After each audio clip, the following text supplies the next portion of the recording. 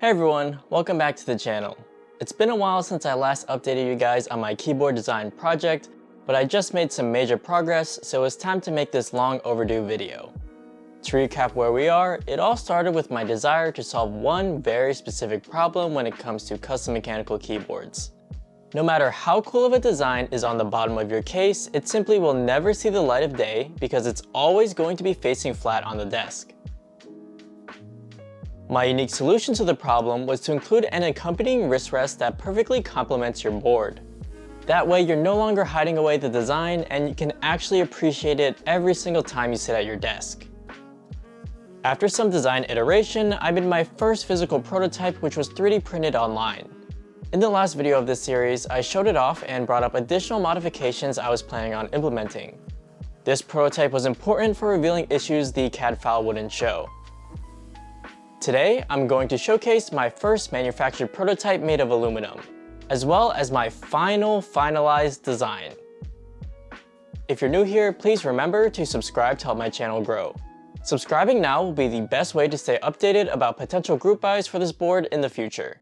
Thank you so much, and let's start this video with the unboxing.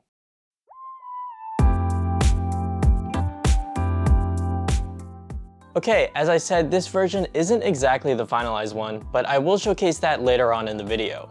These parts that I had made are more of a prototype 2.0, which again I used to determine additional necessary design modifications.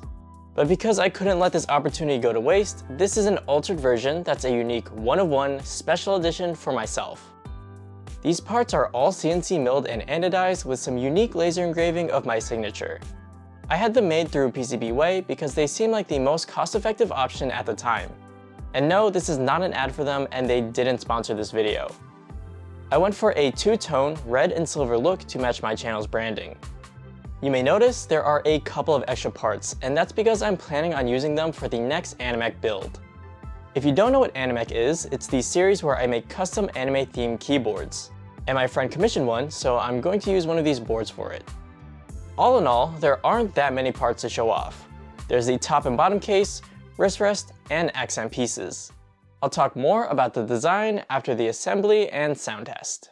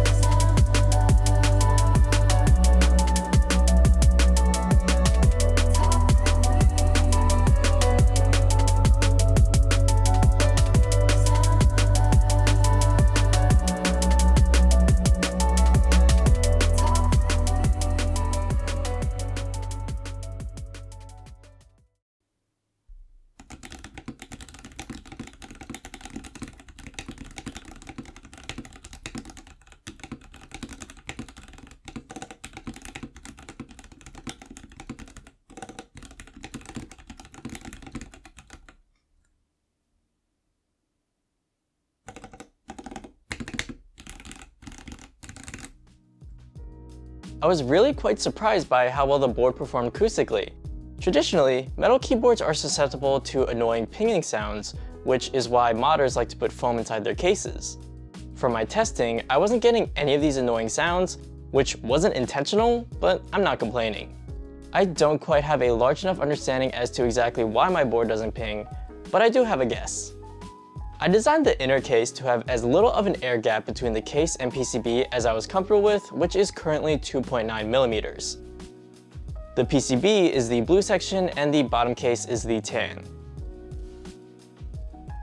To be honest, this is kind of a coincidental design choice because what I was actually doing was trying to maximize the amount of material between the inner case and the bottom. I didn't want there to be any abnormally thin parts in the case that could lead to manufacturing difficulties. Other design choices that I would like to give attention to that would otherwise go unnoticed are the alignment pegs and my choice of screws. I like having these pegs because they ensure that the top and bottom case are aligned as perfectly as possible. It's such a small feature, but it gives me a lot of peace of mind knowing nothing will be off-center. As for the screws, I designed the board to only use a single type of screw throughout. I find it annoying when building boards if they give you like 4 different sizes of screws and different screwdriver heads for each one. So for my board, I wanted to extremely simplify it, and wherever there is a screw, it's going to be the same exact one every time. No more guesswork, just one screw, that's it. And now it's time to show you guys the final design. And of course, that starts with the name. The name I decided on for this keyboard is Obsession.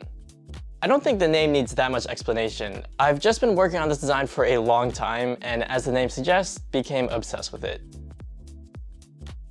There are a couple of minor tweaks that needed to be made to get from my special edition to this version.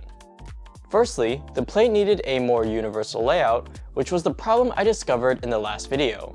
Now the plate is compatible with layouts that include both 1U and 1.25U keycaps in the bottom row. The reason behind this is to ensure that the board is compatible with both the DZ65 and Instant65 PCBs. They're hot swaps, so both layouts needed to be accounted for. Remember, I'm not designing my own PCB and instead want this case to work with several of the ones on the market currently.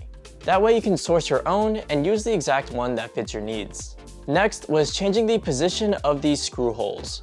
When building the board, I found that the USB port and one of my screw locations were right on top of each other. While it was still possible to access it, it's just nicer and more convenient if they weren't so close together.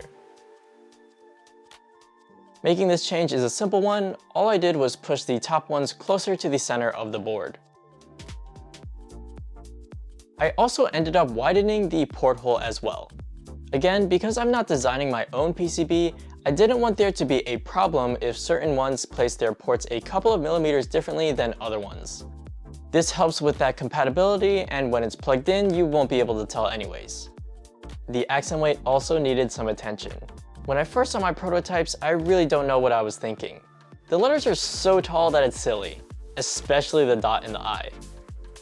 So I changed the thickness from 5mm down to 2mm, and this should be a lot easier to manufacture now. All I did was add an intermediate raised section that the letters now sit on top of. The wrist rest was super heavy, weighing almost the same as the fully built board. This does make sense because it's quite literally just a block of solid metal. I thought that this weight would probably be an issue for some people, so I cut away a lot of material from the bottom. In doing so, the final product should be a lot more manageable. Aside from that, I changed a couple of tiny measurements here and there, but that's pretty much it. This is the final design for my project. I'm going to be contacting some keyboard websites with it, and the goal is to run a successful group buy. In the meantime, I'm going to make a second special edition for an episode of Animec. So if that sounds interesting to you, remember to subscribe. Thank you so much, and I'll see you in the next video.